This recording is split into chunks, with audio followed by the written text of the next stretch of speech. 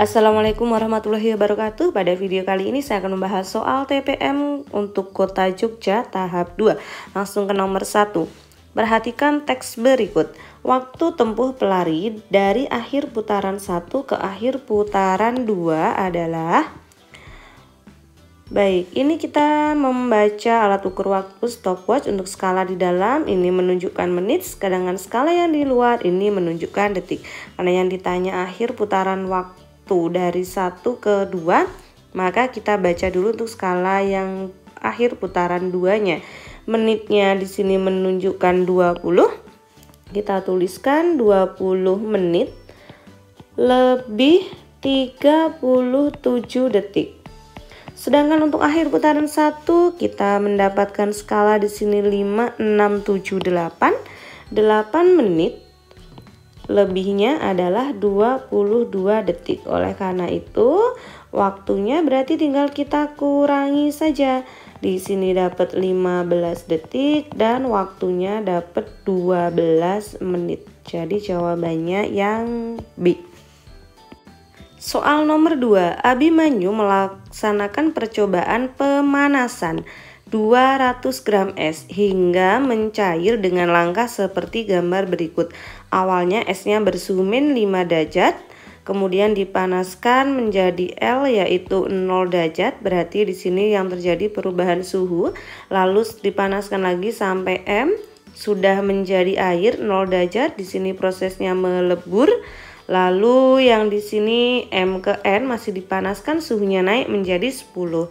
Baik, di soal sudah diketahui untuk kalor lebur esnya 336.000, kalor jenis airnya 4.200, dan kalor jenis esnya 2.100. Pertanyaannya adalah besar kalor yang diperlukan dari proses K sampai M. Baik, untuk K sampai M maka yang K ke L dulu kita hitung dulu. Di sini prosesnya adalah perubahan suhu, sehingga yang di sini kita hitung adalah M C delta T. Begitu. Sedangkan nanti untuk L ke M, karena di sini perubahannya adalah perubahan wujud, maka Q sama dengan M kali L. Kita hitung dulu untuk yang K ke L. Q sama dengan M kali C kalikan delta T. M-nya adalah 200 gram, kita ubah menjadi kilo, berarti 0,2 kilogram.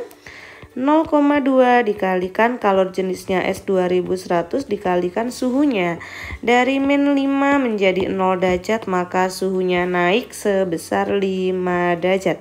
Kalau kita kalikan berarti hasilnya 2100 Joule. Berikutnya kita hitung untuk proses L ke M. L ke M di sini prosesnya adalah melebur, jadi Q sama dengan M kali L. M-nya 0,2 kali leburnya 336.000. Sehingga kita peroleh hasilnya adalah 67.200 Joule. Karena yang ditanyakan dari K ke M, maka ini kita jumlahkan. Jadi untuk Q totalnya adalah 67.200 ditambah 2.100. Sehingga kita peroleh 69.300, yaitu jawabannya yang C. Soal nomor 3 ini berdasarkan konfigurasi elektron atom. Belerang mempunyai elektron di kulit yang terluar sebanyak titik-titik.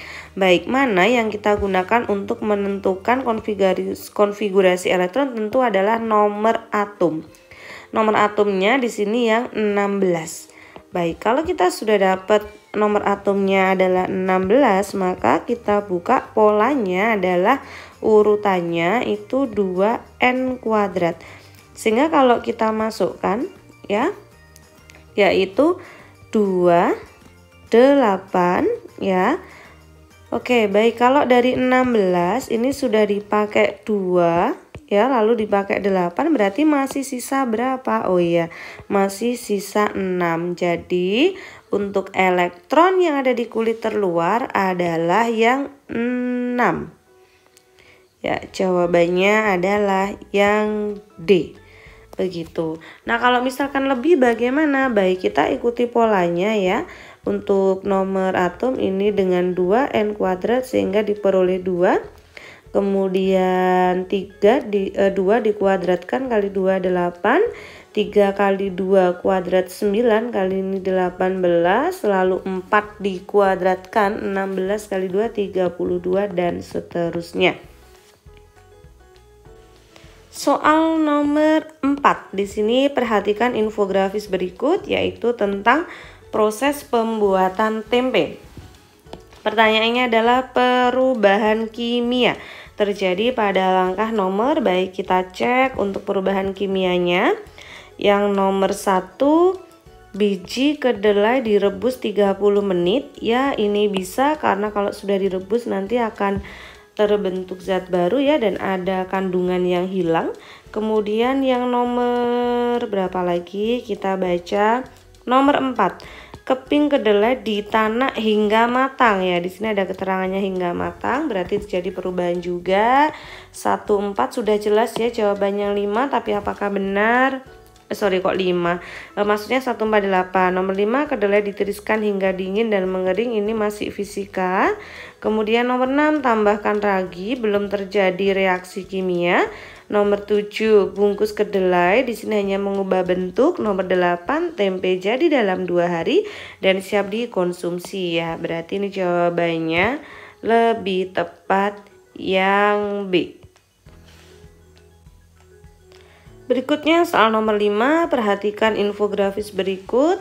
Ini ada bacaannya ya, adik-adik harus membaca. Bahan aditif yang menimbulkan efek halusinogen sekaligus stimulan pada penggunanya adalah, kita fokus ada di bacaan ini, menggunakan mengalami paranoida, halusinasi, atau percaya diri berlebihan. Jadi jawabannya yang tepat adalah yang blue sapphire. Soal nomor 6, perubahan warna yang terjadi pada larutan indikator buah karamunting mengidentifikasikan adanya perbedaan pH suatu larutan tertentu. Hasil uji indikator buah karamunting terhadap berbagai pH larutan disajikan dalam tabel 1. Tabel ini merupakan informasi penting untuk menjawab tabel yang berikutnya. Larutan yang tergolong asam, kita cari yang asam. Yang asam berarti pH-nya kurang dari 7. Merah terang, pink, kuning, kuning. Kalau 7 pun itu sudah netral. Kita tinggal cocokkan aja yang di sini larutan 1 kuning. Apakah kuning ada di sini? Iya ada.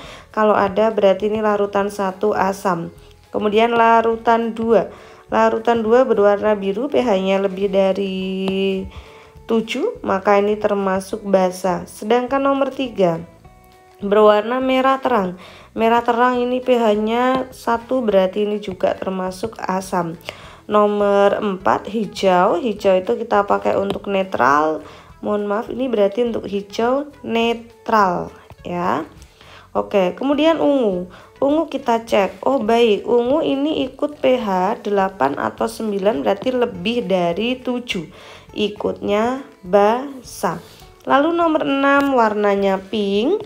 Pink ada di sini, pink, pH-nya 4, berarti ini termasuk asam. Jadi jawaban yang tepat adalah 1, 3, dan 6. 1, 3, 6, opsi jawabannya adalah yang A. Nomor 7, Bu Clara menggunakan troli yang membawa barang-barang yang dibeli di supermarket. Masa troli dan barang belanjaannya 20 kilo. Troli bergerak dengan percepatan tertentu. Suatu ketika anaknya bermasa 12 kilo naik ke atas troli seperti gambar 2. Supaya percepatan tetap, maka langkah yang harus dilakukan adalah, baik saya tulis dulu di sini bahwa M1 nilainya sama dengan 20 kg. Dan M2-nya di sini 20 ditambah anaknya 12, jadi 32 kg. Sigma F1-nya berdasarkan gambar gaya dorongnya 70 dikurangi gaya gesek 10 jadi 60 Newton. Ya, berarti ini sigma F2-nya bisa kita cari dengan cara bahwa syaratnya tadi percepatannya tetap. Percepatan itu F1 per M1 sama dengan F2 per M2. 60 dibagi 20 sama dengan F2-nya enggak tahu dibagi M2-nya sama dengan 32. Baik, yang bisa kita coret saja. Contohnya ini sama ini dapat 3 lalu dikalikan silang. Oh, kalau gitu kita dapat bahwa F2-nya butuh 96 Newton. Padahal tadi sudah didorong 60. Berarti untuk pertambahan gayanya sigma F-nya ya 96 dikurangi gaya awalnya 60.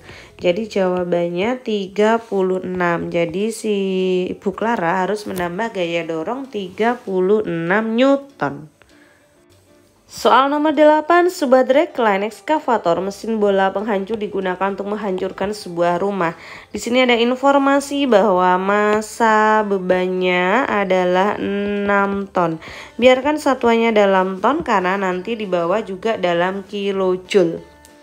Berikutnya, jika titik P menunjukkan ketinggian awal bola, ini di sini berapakah energi kinetik bola penghancur di titik Q? Baik, untuk menghitung yang ada di titik Q, di sini EK itu sama dengan mg delta H. M-nya karena satuannya nanti kilojoule, biarkan saja 6, gravitasinya 10 delta H. Hati-hati, untuk delta H itu adalah selisihnya dari P ke Q. Selisihnya berarti yang ini delta H-nya 30 dikurangi 20 di ini delta H-nya berarti 20 kurangi 5 yaitu 15 meter. Kita kalikan di sini sehingga kita peroleh hasilnya adalah 900 kilojoule. Opsinya adalah yang C. Soal nomor 9, di sini ada perubahan posisi antara matahari, bulan, dan bumi.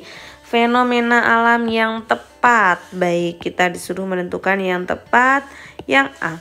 Saat bulan pada posisi S, orang di bumi melihat bentuk bulan sabit. Bukan ya. Saat di P-nya di sini daerah 1 mengalami pasang setinggi-tingginya. Ya betul, karena ini tertarik oleh gravitasi, jadi sudah kejawab yang B. Nomor 10, Lydia sedang mengambil gambar Aris dan Kinan sedang bermain juga-jugi di sebuah taman. Juga-jugi dalam posisi imbang. Kalau posisi imbang maka hasil kalinya ini harus sama. Langsung saja saya hitung ya. 60 dikalikan 150 ini harus sama dengan yang di sebelah kanan, 50 kalikan LK umpamanya. Maka ini bisa kita coret sehingga 3 ini dapat 180 cm. Nah, kemudian setelah beberapa saat Lydia menggantikan Kinan pada posisi yang sama. Tentu tidak akan seimbang karena massa Kinan dan Lydia tidak sama. Nah, caranya yang mana begitu? Baik, kita cek yang nomor 1, Aris maju 20. Kalau si Aris ini maju 20, maka jaraknya menjadi 130. Oke, kita cek di sini. 60 dikalikan maju 20 berarti menjadi 130. Apakah sama dengan siapa ini tadi? Lydia ya, yang menaiki. Lydianya 45 dikalikan 180. Baik, ini sudah tidak good ini angkanya. Ini sama ini 3, jadi tidak sama. Nomor 1 salah, ini sudah salah. Kita tinggal cek 2 atau 3. Karena nomor 4 ini sudah dipastikan benar. Kita cek saja nomor 2. Lydia mundur 20 cm. Baik, sekarang yang di sini tetap utuh. Ya, untuk opsi yang B. Ya, ini berapa? Arisnya tetap 60, jaraknya tetap pakai yang 150, tapi Lydia mundur. Masanya 45, kalau mundur 20 berarti jadinya 200. Coba kita cek kalikan. 60 kalikan 150 angkanya 9, 45 kali 2 juga 9. Baik, jawaban yang tepat adalah yang nomor 2 dan 4. Ya, C. Soal nomor 11 ini tentang tekanan hidrostatis ya. Hati-hati di sini zat cair A dan B di sini massa jenisnya tidak sama. Selisih tekanan hidrostatis. Kita cari satu-satu dulu karena massa jenisnya berbeda. Ingat untuk ρGH ya. Untuk H itu adalah dari permukaan, berarti untuk gambar yang A atau benda X ini adalah 40 cm atau 0,4 meter. Sedangkan yang zat cair B ini sudah benar untuk H-nya, yaitu 0,2 meter. Kita pindahkan bahwa P yang X ya itu sama dengan rho GH. Rho-nya tentu pakai rho A. Rho A-nya 800 dikalikan gravitasnya 10 dan tingginya adalah 0,4. Kita peroleh 3200 Pascal. Sedangkan untuk yang Y itu sama dengan rho B kali G kalikan H. Rho-nya adalah 1000 dikalikan gravitasnya 10 dan tingginya adalah 0,2. Jadi hasilnya 2000 Pascal. Hati-hati, yang ditanyakan adalah selisihnya. Kalau selisihnya berarti kita kurangi. Delta P-nya sama dengan 3200 dikurangi 2000. Hasilnya adalah 1000 Pascal. Jawabannya adalah, 1200 maksud saya ya. Oke, 1200 Pascal ya. Jadi yang C. Nomor 12, Aaron memilih olahraga battle rope untuk mengecahkan otot lengan dan dada. Waktu untuk menempuh setiap satu gelombang yang terbentuk selalu sama. Artinya periodenya selalu tetap. Kalau periode tetap maka frekuensi pasti tetap. Jadi nomor 4 ini dipastikan benar. Periode gelombang PQ sama dengan ST. Nomor 4 benar ya. Baik, yang ada nomor 4-nya harus benar, berarti opsi B bisa kita coret. Kemudian kita cek lagi, amplitudo gelombang semakin berkurang dari P ke T. Amplitudo itu ini tingginya. Betul ya, dari P ke T semakin berkurang, jadi 4 dan 5 benar. 4 dan 5 benar, berarti jawabannya yang D. Apakah benar nomor 2 ini? Kita cek nomor 2 benar apa tidak ya. Yang ditanyakan adalah cepat rambat dari Q ke R. Di sini ada lambda sama dengan 100 ya. Yang namanya V itu sama dengan lambda per T gitu ya. Lambdanya adalah 100 cm dibagi periode. Periode itu adalah titin. Oke, tadi ada keterangannya. Dari P ke T 1, 2, 3, 4 gelombang ya. Berarti ini waktunya 2 sekon dibagi 4 jadi 0,5. 100 dibagi 0,5 200 cm per sekon. Jadi jawabannya betul yang D. Nomor 13, perhatikan gambar berikut. Ada seorang wanita yang berteriak di antara dua gedung, ini 340 dan jarak yang satunya 170. Setelah beberapa saat, wanita tersebut mendengar dua bunyi pantul. Jika cepat rambat bunyi di udara adalah 340, maka selisih waktu kedua bunyi pantul. Baik, dari sini kita hitung untuk delta D-nya dulu. Delta D dari kedua gambar 340 dikurangi 170 yaitu 170. Ada keterangannya V 340 meter per sekon, maka selisih waktu ya yang ditanyakan. Kita masukkan ke persamaannya, delta D sama dengan V kalikan delta T dibagi 2. Delta D-nya adalah 170, V-nya 340 dikalikan delta T dibagi 2. Oke, yang bisa disederhanakan kita sederhanakan. Ini ya, 340 dibagi 2, 170. 170 sama 171. Baik, jawabannya ternyata delta T-nya sama dengan 1 sekon. Jawabannya adalah yang B. Soal nomor 14, Abi melakukan percobaan pemantulan pada cermin cekung dengan menempatkan lilin di antara cermin cekung dan layar. Bayangan yang diperoleh ditunjukkan seperti gambar. Ketika lilin pada posisi seperti gambar, tinggi bayangannya 1,5 dari tinggi nyala lilinnya. Jika lilin digeser 8 cm menjauhi cermin, maka sifat bayangannya adalah, baik, kita tahu dari sini ya, ini ada jarak benda SO-nya sama dengan 20 cm dan ada perbesaran 1,5 kali. Untuk menentukan setelah digeser kita harus tahu aturan ruangnya dulu ya. Untuk tahu aturan ruang kita harus tahu fokusnya dulu. Bisa menggunakan M sama dengan F dibagi SO min F. 1,5 sama dengan F-nya tidak tahu. Di sini 20 dikurangi F. Tuh, kita pindah ruas. 30 min 1,5 F sama dengan F. Jadi 2,5 F sama dengan 30. Jadi F-nya sama dengan berapa nih? Kalau 30 dibagi 2,5 yaitu 12 cm. Baik, kalau sudah dapat 12 cm ya, maka tadi jaraknya 20 digeser 8 menjauhi cermin, maka letak bendanya menjadi 28 cm. Sedangkan batas atas ini batasan ruangnya, kalau fokusnya 12 berarti cermin ke fokus itu ruang 1, lalu antara fokus ke jari-jari, jari-jarinya 2 kali F24 ya. Maka benda ini ya 28 cm ini terletak di ruang 3. Kenapa? Karena lebih dari jari-jari. Kalau di ruang 3 maka bayangannya di ruang 2. Kita cukup lihat aja kalau ruang bayangannya 1, 2, 3 ini pasti nyata. Kenyataan kadang terbalik sama impian, jadi ini yang Maya ini langsung kita skip ya. Nyata terbalik. Ukurannya bagaimana ukurannya? Cukup mudah, kalian lihat dari 3 menjadi 2 semakin apa? Iya betul, ini semakin kecil, diperkecil. Jadi jawabannya nyata terbalik diperkecil, yaitu yang C.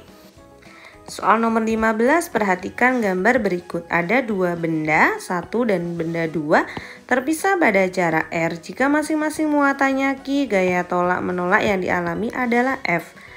Di sini kalau muatannya Q, maka gaya tolak menolaknya adalah F. Cara yang dapat dilakukan untuk memperbesar gaya menjadi 4F.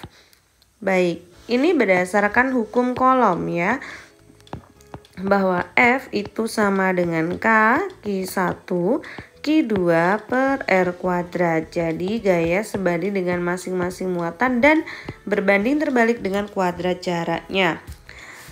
Oke, kita cek logikanya. Ini mau menjadi lebih besar, berarti kalau memperbesar jarak ini jelas salah. Karena kalau memperbesar jarak justru gayanya makin kecil, begitu.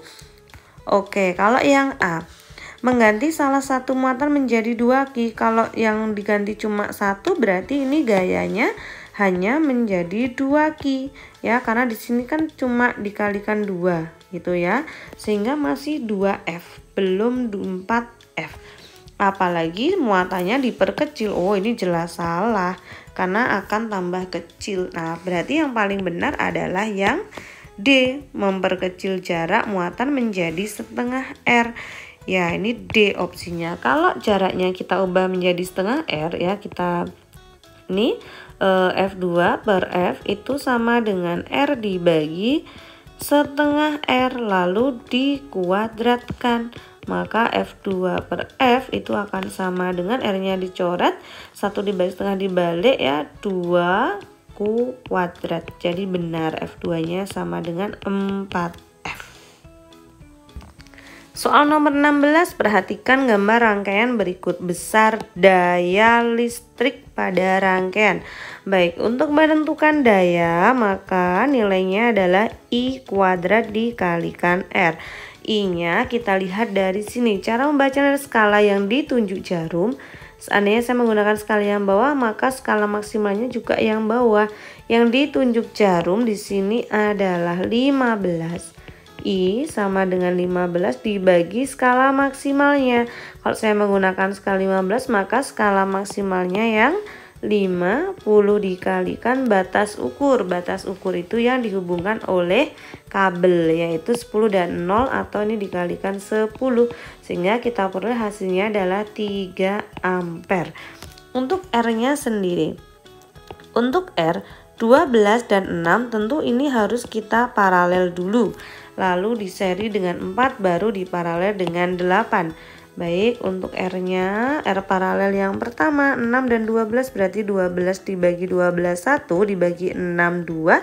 Jadi hasilnya adalah 4. Lalu 4 dengan 4 diseri, hasilnya adalah 8. 4 tambah 4 hasilnya 8 ohm. Lalu diparalel dengan yang 8 sehingga R totalnya kita perdah hasilnya adalah 4 ohm. Lalu kita masukkan ke sini, I-nya tadi 3 kuadrat dikalikan R-nya adalah 4 atau 9 dikalikan 4 yaitu 36 watt. Soal nomor 17, perhatikan gambar. Ini perlu kita perhatikan 220. Andi merangkai trafo yang terdiri dari kumparan P dan Q dengan harapan dapat digunakan untuk menyalakan lampu yang spesifikasinya 55 volt. Tegangan yang tersedia di rumah 220 volt, maka lampu yang terpasang menyala redup tidak seharapan. Nah, Andi ingin mencoba melakukan beberapa perubahan antara lain. Perubahan yang tepat adalah karena lampunya menginginkan menjadi 55 watt sedangkan inputnya 220 volt, maka sesuai dengan konsep yang ada di trafo ya, perbandingan lilitan itu akan sama dengan perbandingan tegangannya, VP banding VS. Baik, lilitannya 220 ya. Untuk yang tegangannya di sini 220 dibandingkan 55 jadi 4:1. Kita harus mencari yang mana nanti untuk perbandingannya harus 4:1. Kita cek yang nomor 1. P-nya tetap berarti tetap 1000, kumparan Q diganti S. Q diganti S masih bisa ya, berarti di sini kalau saya tulis 1000 banding 250 masih bisa ini ya. Yang nomor 1 betul, berarti ini harus salah. Nomor 2 tidak usah dicek, kita cek nomor 3 dan 4. Nomor 3 kumparan Q-nya tetap, jadi ini tetap 200. P-nya diganti U, U-nya 800. Baik, U-nya 800 ya, U-nya 800. Lalu Q-nya tetap, oke, Q-nya tetap 200 ya. Ini sudah dapat 4:1 perbandingannya. Oke, kalau sudah dapat berarti langsung aja jawabannya berarti yang nomor 1 dan 3.